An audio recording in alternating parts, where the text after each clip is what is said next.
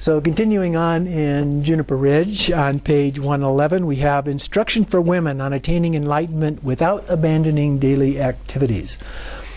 This chapter actually has some good advice, as long as you perhaps ignore the comments about women specifically, because they are somewhat derogatory in places. And if you ignore those sections of this, the advice that's in here is actually pretty good for the subtopic here of daily activities.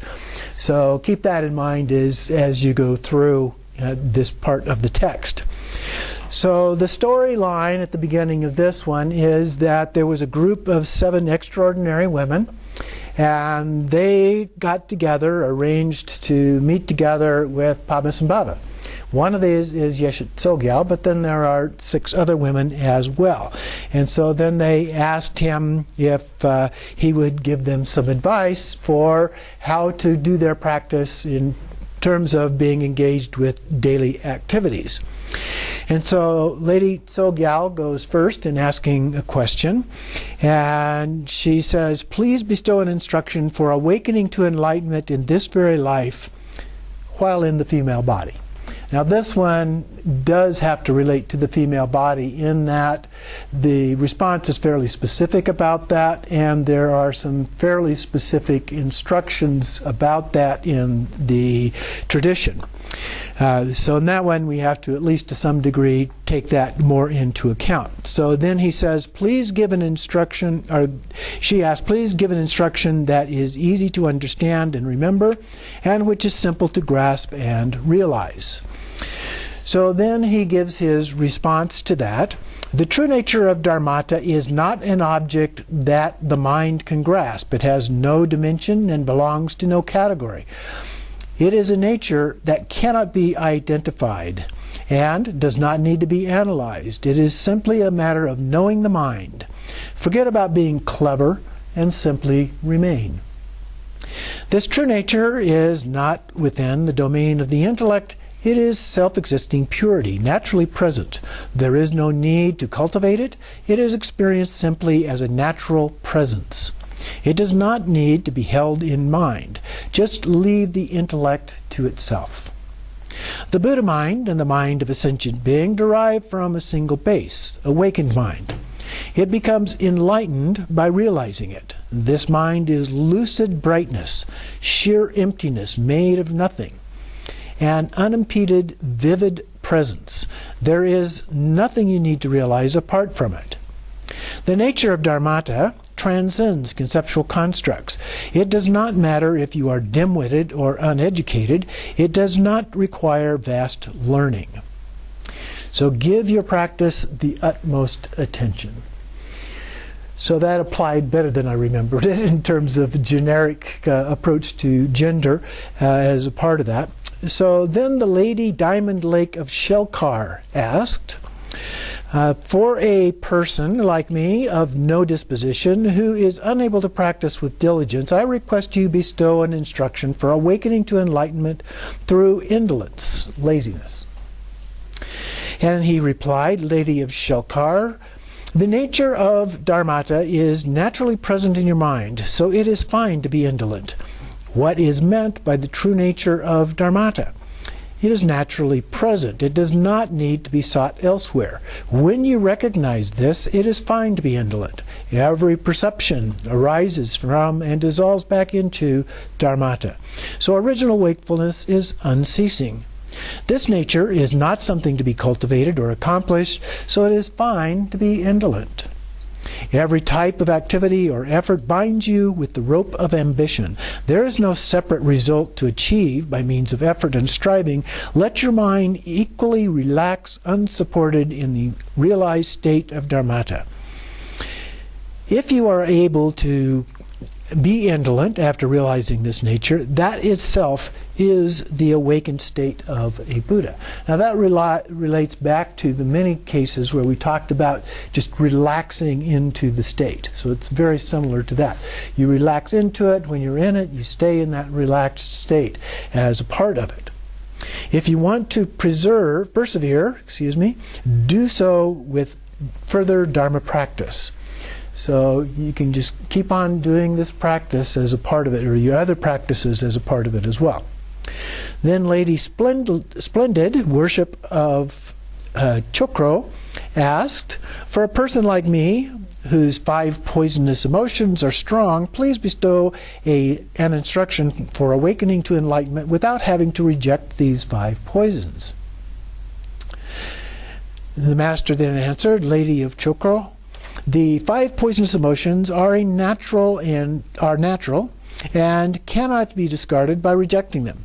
They are not transformed by transforming or purified by purification. These 5 poisons are the nature of dharmata. They must be liberated where they are by dissolving naturally. Anger is empty. Anger naturally dissolves within the expanse of dharmata. It is similar with desire, closed-mindedness, pride, and envy. They are empty. When you practice after having realized this, whichever of the 5 poisonous emotions arises will dawn as dharmata. They need not be rejected. Original wakefulness is letting the 5 poisons be naturally liberated. When you practice in accordance with this principle, you cannot avoid attaining Buddhahood. So apply yourself to practice. Now, one of the things here that I want to just comment on briefly is this idea of self-liberation. That is the primary characteristic of the Great Perfection. So if we look at the different main lineages, or main branches, if you will, of Buddhism generally, so we have the path of individual liberation. The main focus there is on renunciation. On the path of altruism, the main focus there is on antidotes. And then in Tantra, it's on transformation. But in Great Perfection, it's self-liberation. All of these things will liberate themselves on their own. What you were thinking 5 minutes ago, you're not thinking now.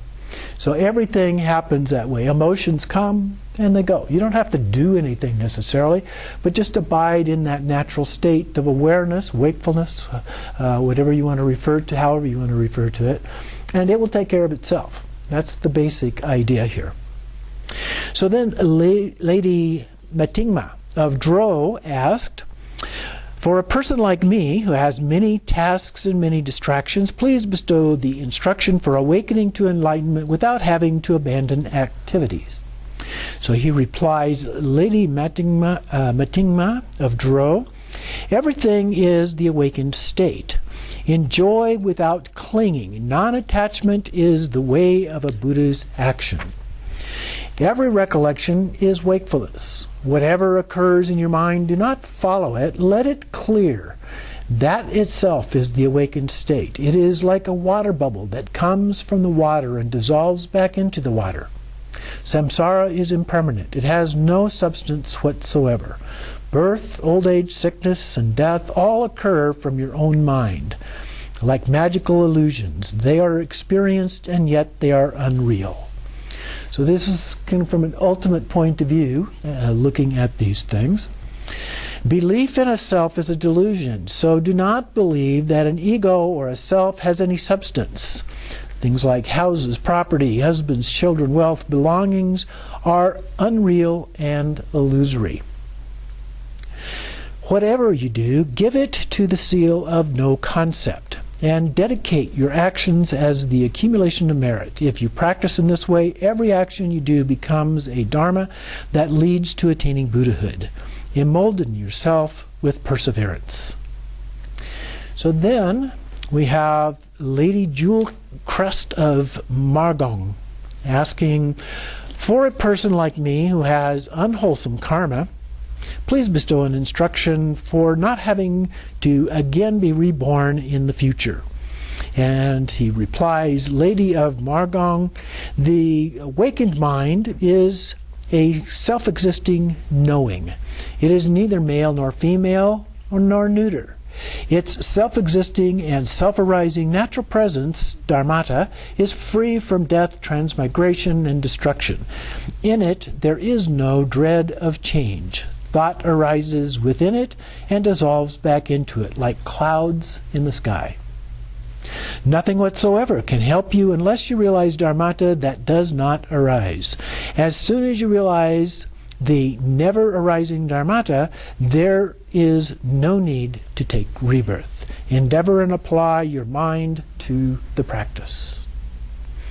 Then we have Lady Sparkling Light of Chim.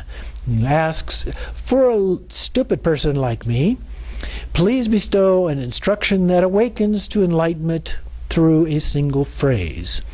And he replied, Lady of Chim, from the beginning, your mind has been a self-existing natural presence.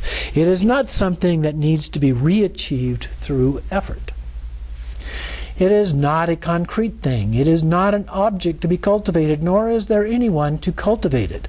Since your thinking is an original wakefulness, do not regard dullness and agitation as defects. Dullness arises and dissolves. Agitation clears as it arises. Fruition is not a thing that is achieved. Simply realize your own mind, Dharmakaya. That itself is the awakened state of a Buddha. Only a few of you can reach the end of Dharma practice, but if you do practice, treasure your master's instructions. Be willing to face at least a little hardship. So there is some effort involved in this, even though he's saying it happens by itself. In order to stay focused and aware of what's going on, it does take a little bit of effort to do that kind of thing. And then we have Lady Mati of Ruyang. And she asked, since my diligence is weak, please bestow an instruction on non-action. Lady Mati of Yurang. Dharmata is not a concrete substance. This dharmata nature is present from the beginning. It does not result from bowing down.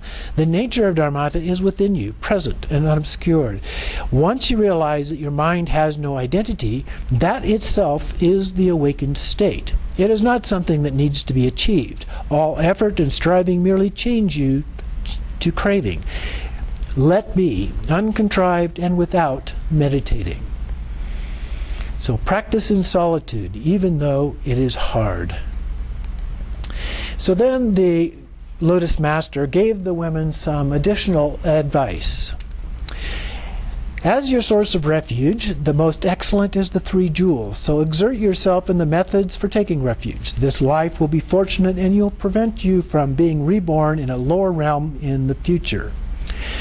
Your object of trust is your Guru. He will guide you along the path in your future lives. Your place of worship is your yidam. So offer feasts and give tormas. Your objects of honor are your parents, so serve and care for them. Your companion is your husband, so value him. Make this life virtuous. Be generous with your meals. This will ensure your amiable servants. Make your offspring embrace the Dharma. Make sure your offspring embrace the Dharma. Awakened mind of knowing is neither male nor female. Dharmata has neither lofty nor humble standing. Dharmakaya is neither high nor low. It is beyond increase and decrease. Things in their nature are not a duality. Once you realize that your mind is the Buddha does not need to be sought elsewhere. Realize the nature of your mind and train in that. Live in accordance with the Dharma to the best of your ability. The 7 women attained realization and rejoiced in the Master's words.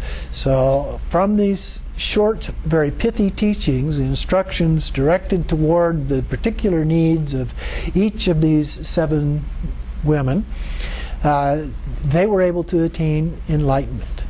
So these are things that can be done. It's realistic. We can all do these kind of things by following these kinds of practices.